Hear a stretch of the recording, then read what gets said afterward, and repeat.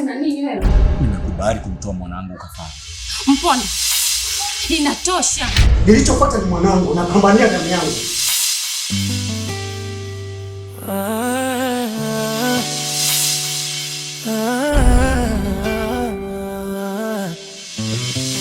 Sasa baada ya kufikia masuala ya maendeleo, unafikia masuala ya kubeba mimba mimi. Mimba itakusaidia nini kwa wakati huu tuliokuwa nao mgumu? Na sio wewe tu mwanaume. Umekarisha tu makende yako chini. Ukiona katika hiki chombo, naomba kichombo. Huo ndio utakao utajiri wako. Kweli baba anitaki, mbona baba ananitaka? Kwani baba yangu yupi? Baba, naomba nipokee. Bangi navuta. Tena sio kuvuta tu, nazitafuna. Mstakapu ya bwana.